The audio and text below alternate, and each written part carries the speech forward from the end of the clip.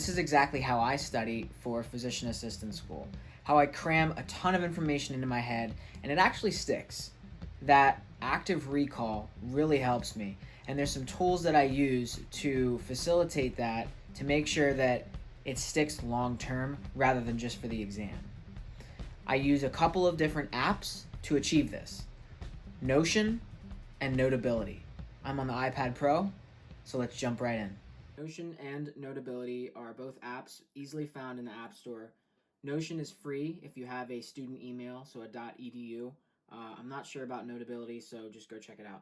But Notability, my Notability, you can set up exactly however you want to.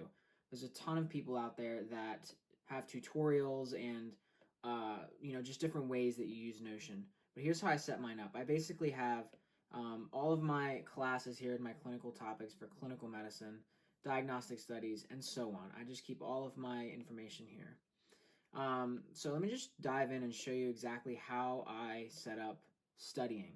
So within my psychiatry and behavioral medicine, this is one of the study guides I make, and I do the exact same thing for every exam.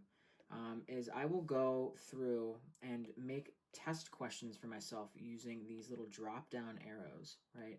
So the way that you do this is you just type something in, you hit enter, and I can make answers so that it hides it, right? So hello answer right there. What I'll do is I'm sure you have PowerPoints that are through your classes. I will pull up my Notability alongside of my Notion, right?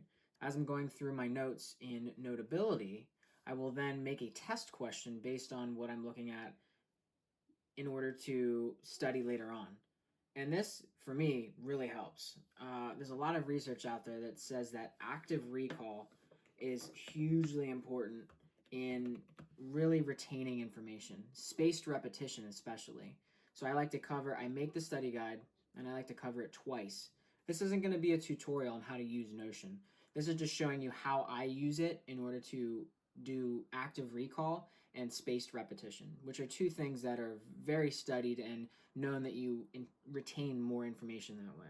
Another thing with Notion is I will read out loud the questions. So, what two benzos have a rapid and reliable IM administration? So for that one, I know it's Versed and Ativan. As you can see here, I have other questions that are related to that dropped underneath. So you can actually continue this sort of indefinitely, and I could make all sorts of different questions and continue going down this track, right? Reading the question out loud really helps me. I don't know. There's something about saying it out loud that is super helpful. Another thing I want to comment is that you should always practice like you play. What do I mean by that? Practice like you play, because by making exam questions as you study, you'll be able to better get an idea of what kind of test questions that you'll experience on the test. We all know that certain professors test different ways, and I think you'll get a hang of how they test, how they write their questions. And so when you're going through your lectures in Notability, you can then end up going through and creating different questions based on how you know that professor tests, right? The way that I write my psych and behavioral medicine test questions are a bit different from the way that I write my other test questions, because I know that professor is different. I know the way that she tends to ask questions. So I think that is very important. Practice like you play, or study like you're going to take the test. And just like that, it's the end of the vlog. Hope you enjoyed it and you learned something. I'm going to snack and I'm going to study. Catch you in the next one.